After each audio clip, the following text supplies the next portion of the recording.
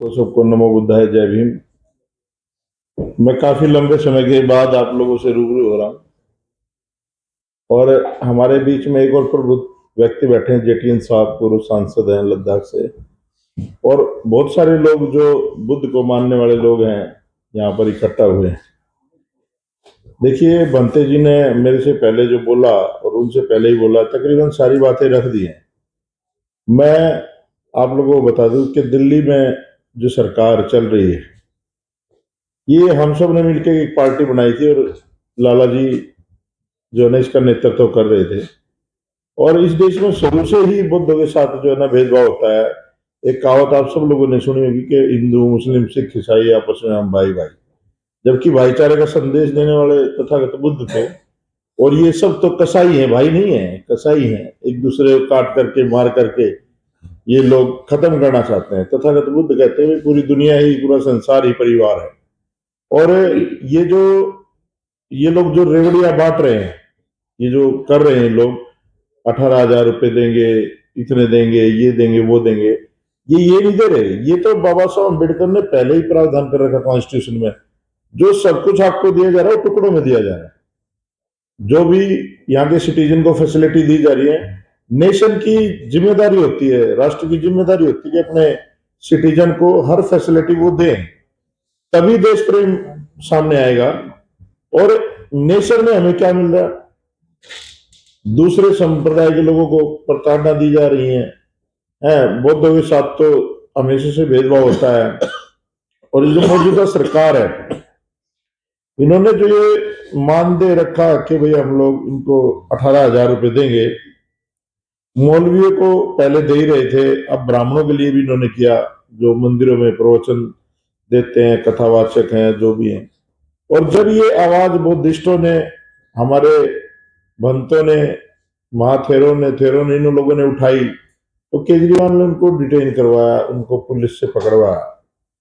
और अब आपको समझने की जरूरत यह है, दिल्ली और देश विदेश में बैठे जो लोग हैं, बुद्धिस्ट लोग हैं, और जो भी बाबा साहब अम्बेडकर को मानते हैं, उन लोगों को सोचने की जरूरत है, चाहे वो कन्वर्टेड है ना है।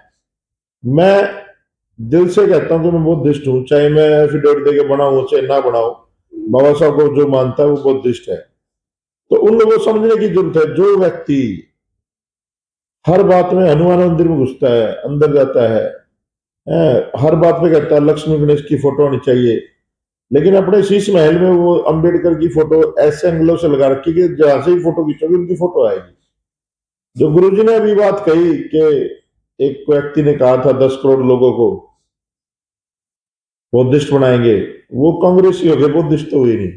चलो खैर, उनका वो अपना विषय है, वो जो भी मर्जी करें।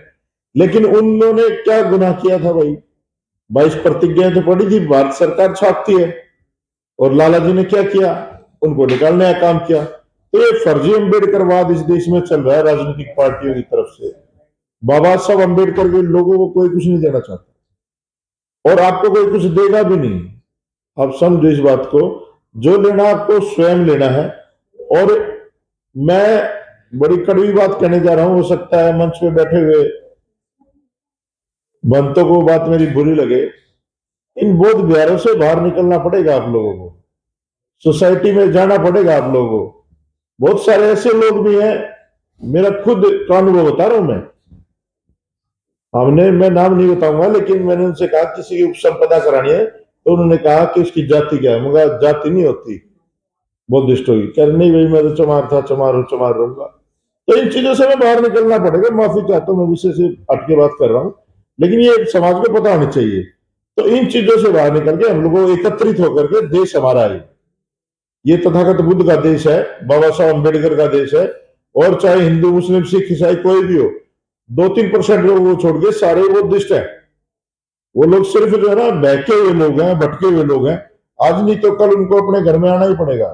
आज ये बड़ा हर्ष का विषय है कि चाहे किसी भी वजह से हो, हमारे बनते जो लोग हैं वो आज सड़क पे आने की बात कर रहे हैं। ये बहुत अच्छी बात है। जहां हक और अधिकारों का हनन होगा, वहां हमें अपनी आवाज उठाने के लिए सड़कों के रास्ते तो अपनाने पड़ेंगे।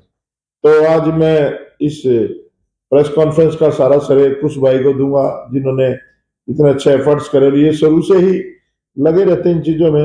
मैं तो इतना ही कहूंगा कि हम लोग तो बनते जी आपके साथ हैं आंदोलन में, हमें कोई राजनीति नहीं करनी, लेकिन जो भी आप लोग आदेश देंगे हम लोग पूरा जन सैलाब लेकर के आप लोगों के साथ चलेंगे। और ये सही समय है चुनाव का।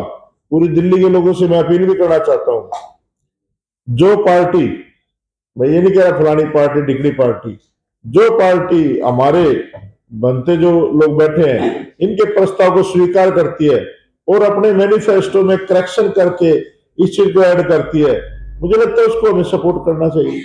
और उसको भी जब सपोर्ट करना चाहिए जो आपके अनुकूल वहां प्रतिनिधि भी हो। ये ना हो कि बिदुड़ी जैसे लोग खड़े कर दें और फिर हमें कहेंगे भाई इनको सपोर्ट करो, है ना। तो ऐसे लोगों को हमने, जो आदमी समाज में समन्वय भाईचारा बना के रखे और जो पार्टी हमारी बात को माने, हमें उनको सपोर्ट करना चाहिए। मैं इतना ही कहूंगा कि ये समय है, और ये समय निकल गया तो फिर मुझे नहीं लगता आपके हाथ में कुछ आएगा। और जिन लोगों को हमारा प्रतिनिधित्व करना चाहिए वो लोग आज जीरो पे खड़े हैं, उनको भी समझना चाहिए कि आपकी कोई चर्चा ही नहीं करता टेलीविजन पे, ठीक है ना। तो उन राजनीतिक दलों को भी सोचना चाहिए, और जो नए राजनीतिक दल हैं उनका भी कुछ नहीं पता भाई। तो ये सारी चीजें हैं, सब आप लोग जानते हो अच्छे से, मीडिया के साथी आप भी बनाने वाले हो, आप भी बिगाड़ने वाले हो, है ना। तो आप लोगों ने इनको अवेयर भी करना पड़ेगा, उनको चेताना भी पड़ेगा कि भाई ये खेल हो रहा है ना, इससे बाहर क्यों हो आप लोगों को भी तो बढ़ चढ़ करके हिस्सा लेना चाहिए था। आप लोगों ने जंतर मंतर में बड़े प्रोग्राम किए हैं, आज आप कहीं दिख नहीं रहे हो। तो हमारे जो समाज के दल हैं उनको भी आगे आना चाहिए, उनको घोषणा चाहिए, बल्कि वो 2100 की बात, 1800 की, 18,000 की बात नहीं, मायावती को घोषणा चाहिए कि हम लोग जो है ना 51,000 रुपए देंगे बुद्धिस्टों को। मैं तो उनसे अपील करता हूँ उनको आना चाहिए और पूरी दिल्ली बांटना चाहिए। तो मेरा तो यही था। जय भीम, नमो बुद्धाय।